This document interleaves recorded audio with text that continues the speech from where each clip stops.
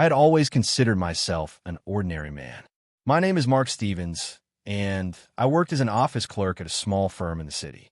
My life was simple: a steady job, a loving wife, Caitlin, and a quiet suburban home. We had built our life together slowly but surely, piece by piece. The kind of life I thought would stretch on for decades, calm, predictable, comfortable. I didn't need much else. I had a partner, Caitlin, whom I loved, and in return, I thought she loved me. We didn't have grand dreams or lofty ambitions, but we had each other and our little routine. Our house sat in a modest neighborhood, one of those cookie-cutter developments that sprouted up on the outskirts of the city. Everything looked perfect on the surface, and we had no reason to believe it wouldn't stay that way.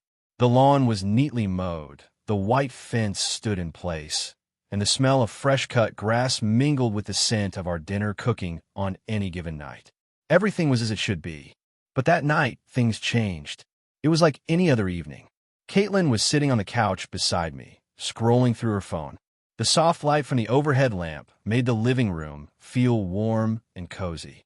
I was watching TV absent-mindedly, flipping through the channels. There wasn't anything that caught my interest, but I didn't mind the silence. I was content just to be near her. The kind of comfortable silence that only comes with years of being together. I shifted a little closer to her, hoping for a moment of closeness, a casual touch, something that reminded me of the days when we would sit this way without a care. But when I leaned in, she instinctively turned the phone away from me. The motion was subtle, almost imperceptible, but I noticed it. And though it was a small thing, something about it made my heart skip a beat. I tried to brush it off, but my mind wouldn't let go of the gesture. Why did she turn the phone away like that? I convinced myself that it was nothing. She was probably just looking at a text, some message from a friend or a family member. But the nagging feeling stayed with me. Why did it bother me so much? Was it something in the way she moved, something in the air that felt off? She wasn't always this secretive, was she? I told myself I was being paranoid. She had to have her reasons. Maybe she was simply tired or distracted. It had been a long week for both of us, and we had both been working late more often. It made sense that she would be a bit more closed off, right? Yet, I couldn't shake the suspicion. As the night wore on, I tried to forget about the phone incident. We finished watching a show and went to bed, but sleep didn't come easily. My mind was too busy unraveling the small, subtle changes I had begun to notice. It wasn't just about the phone. It was the way she had started withdrawing, like a wall was slowly rising between us. I hadn't noticed it at first, but now it was all I could see. We had been together for years. We had built a life, a home, a future. This wasn't how things were supposed to go. But there I was, lying in bed beside her, the faintest sense of dread creeping in. Why was I feeling this way? Was it my imagination? Or was something shifting in the silence between us? Something I wasn't ready to face? Caitlin was still asleep, her breathing steady, but I couldn't quiet my mind. There had to be an explanation, something that would ease the discomfort in my chest. She had always been an open book. At least, I thought she had been. We shared everything, didn't we? What was I missing? As I lay there, unable to sleep, I felt the weight of something unknown pressing down on me. And I knew, deep down, that I couldn't ignore it much longer. The quiet unease had become a low hum in my mind. It was like a shadow hanging over us, one I couldn't shake, no matter how hard I tried. That night, everything began to change. It wasn't dramatic. No explosive arguments or confrontations. It was just a shift, small, almost imperceptible, but undeniable. A change in the air. A crack in the foundation of what I thought was solid. I didn't know it yet, but this would be the moment that began unraveling everything I had believed to be true. As the days passed, Caitlin's behavior became increasingly erratic, and I found myself questioning every little thing. I tried to ignore it, convinced that I was just overthinking, but the feeling gnawed at me. She had always been open with me, never one to hide things, but now there was this shift in the way she carried herself. Little things, like how she kept her phone with her at all times, became impossible to ignore. Before, she would leave her phone on the kitchen counter or on the nightstand, casually leaving it behind when we were together. But now, Caitlin seemed more attached to it, more protective. Whenever we were in the same room, she'd make sure to keep it close, sometimes tucking it away in her pocket or turning it face down when she set it down.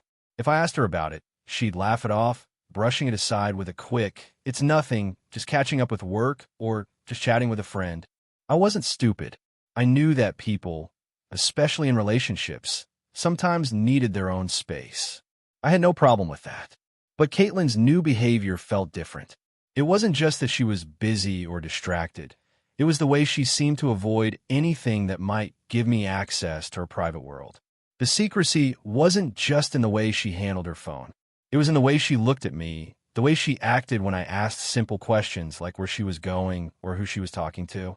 One night, I woke up to the faint glow of her phone screen lighting up the room.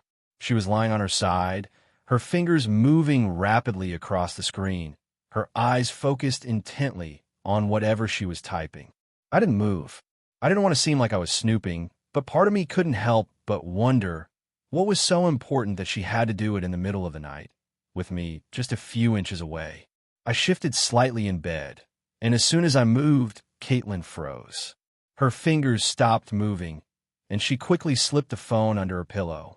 It was as if the very act of me shifting in bed was a signal for her to hide what she had been doing.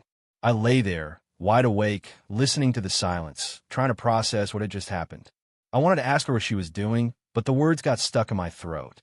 She had always been so open, so transparent with me. Why was she acting this way now? The next morning, I asked her casually, "What were you doing last night? You were on your phone pretty late." Her response was immediate. "Oh, just some work stuff. You know how it is, late nights sometimes." She gave me that smile, the kind she always gave when she wanted to downplay something to make it seem trivial. But something about it didn't feel right. She was brushing me off, avoiding the question without really answering it. I wanted to press her further, to demand the truth, but I held back. Maybe I was just being paranoid. Maybe she really was working. Maybe it was nothing. But the more I thought about it, the more I realized that the excuses were piling up. And the more she hid her phone, the more my suspicion grew. Later that week, Caitlin and I were sitting at the kitchen table, having breakfast. She had her phone with her again, as always. This time, though, she was typing quickly, her eyes glued to the screen. I watched her for a moment, trying to make sense of it all. She didn't even notice me watching her, lost in whatever she was doing on her phone. Then, without thinking, I leaned in a little closer. It was an innocent gesture, a sign that I wanted to be closer to share the moment. But as soon as I shifted, she quickly turned the phone away from me, her posture tightening.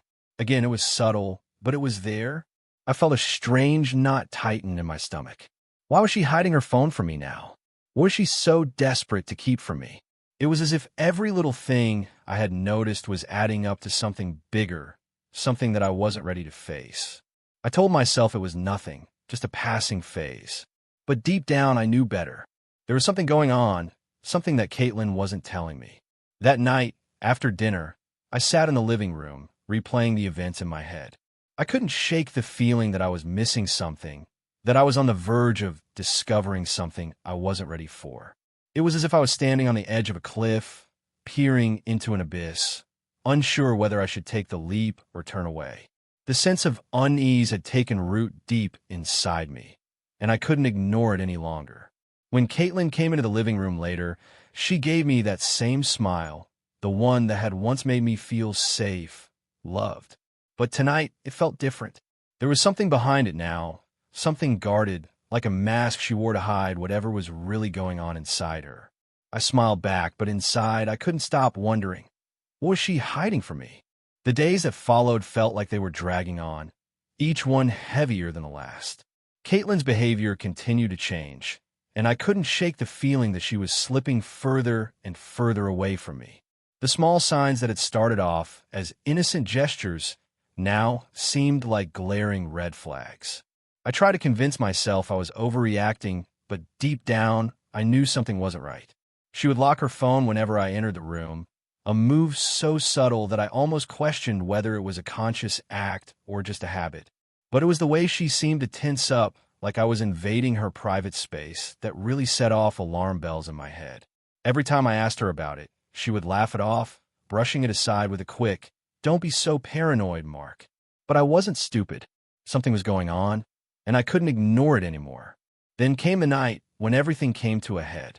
Caitlin told me she was meeting a friend after work, something she had never done without prior notice. Normally, she would text me in advance to let me know her plans, but this time, she simply said, "I'm going out with a friend." I didn't question her at first. It wasn't unusual for her to catch up with friends, but what struck me was how vague she was about it. When I asked who the friend was, she hesitated for a fraction of a second before saying, "Just someone from work." I didn't know why, but that hesitation stuck with me. Why had she paused before answering? It wasn't like Caitlin to be so cryptic, but I pushed the thought aside, trying to convince myself that it was just a coincidence. She was probably just stressed, needing some time to unwind. I didn't want to jump to conclusions. That night, Caitlin came home late. As usual, I was sitting in the living room, waiting for her. When she walked in, I greeted her with a simple "hey," but there was something off about her demeanor. She seemed distant, lost in her thoughts. She smiled at me, but it didn't reach her eyes. It was like she was trying too hard to pretend everything was normal. I casually asked how her evening had gone, but her answers were short and rehearsed. She kept glancing at her phone, scrolling through it absent-mindedly, as if it were the most important thing in the room. It wasn't like her at all. Caitlin had always been someone who valued face-to-face conversations, who wanted to engage with me, to be present. But tonight, it felt like I was talking to a stranger. "Did you have fun with your friend?" I asked, trying to sound casual. She shrugged. "Yeah, it was nice. We just caught up." But there was a disconnect in her voice, a distance that made me feel like I wasn't really part of the conversation. And when I asked what they talked about, her response was vague, too vague to sound genuine. I let it slide at first, telling myself it was nothing, just a late night that had left her tired. But as the night wore on, the nagging feeling in my chest refused to go away. I decided to check Caitlin's social media. I knew it was a violation of trust, but I couldn't help myself. I had to know what was going on. What I found made my stomach drop. I went through her friend's Instagram, just to see if they had posted anything from their catch-up. And there was pictures of Caitlin, but not from the place she had told me she was. The photos were taken in a completely different location, with people I didn't recognize. They were taken at the same time Caitlin had claimed to be with her friend, but the reality was far different. The photos revealed her with someone else, someone who certainly wasn't the friend she had mentioned. My heart pounded in my chest. The truth was right there in front of me, laid bare in black and white. Caitlin had lied to me. She hadn't been with her friend at all. She had been somewhere else, and someone else had been there with her.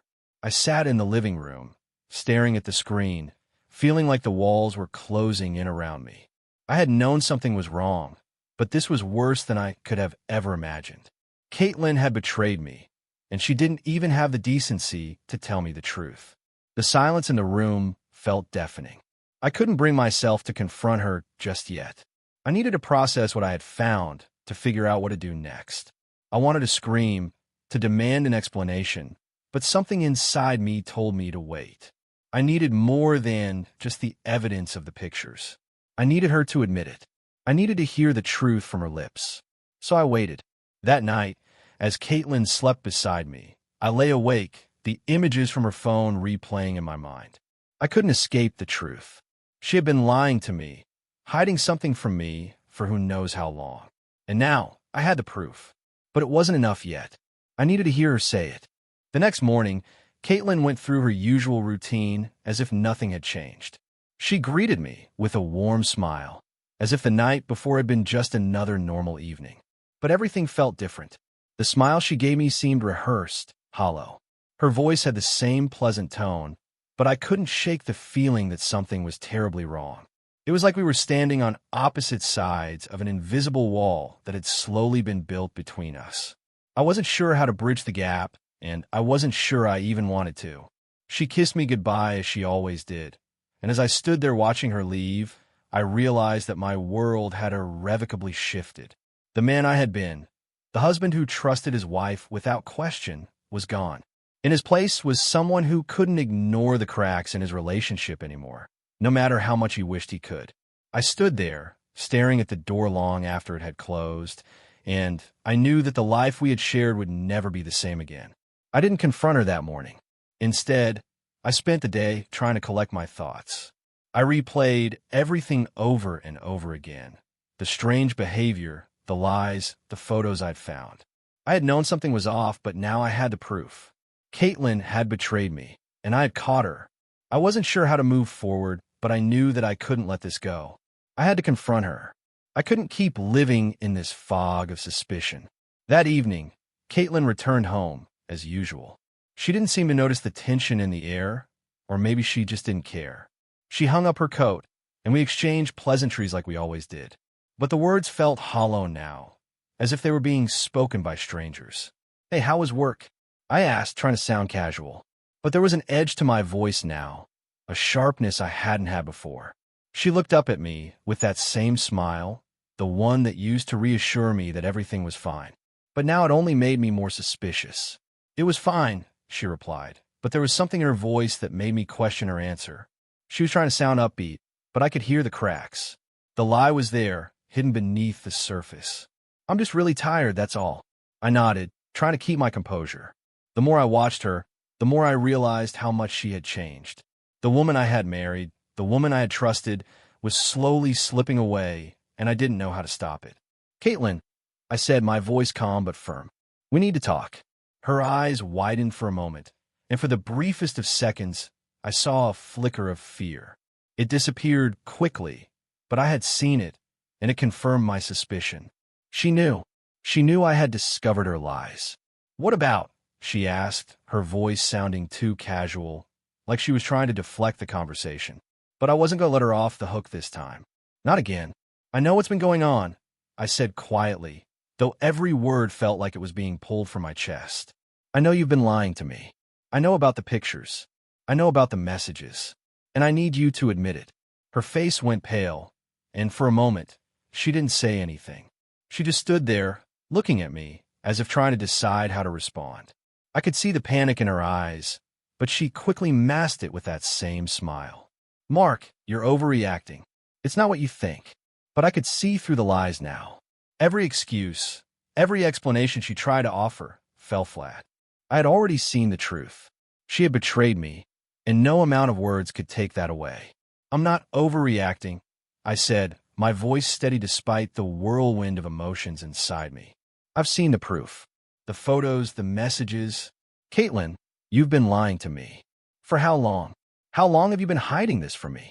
She stood there, silent for a moment, her eyes shifting as if she were trying to gather her thoughts. "Mark, it was a mistake. A one-time thing. I didn't mean for it to happen." "A mistake," I echoed, the word tasting bitter on my tongue. "You think it's just a mistake? That it's just something that happened once? You've been lying to me for months. And now, you expect me to believe it was all just a mistake." She opened her mouth to say something, but I cut her off. "Don't try to defend it. Don't try to make excuses. You betrayed me. You've betrayed everything we built together." She looked at me, tears welling up in her eyes. "I'm so sorry, Mark. I never wanted to hurt you. It was just, I don't know. I wasn't happy. I wasn't thinking clearly." The words felt empty. I had heard them before, in countless other stories of betrayal. The excuses, the regrets, it didn't matter anymore. The damage had been done. "I can't do this anymore, Caitlin," I said, my voice breaking slightly as the weight of the words sank in. "I can't keep living in a lie. I don't trust you anymore." She opened her mouth as if to speak, but no words came out. She just stood there, frozen, as if she couldn't find the words to fix what she had broken.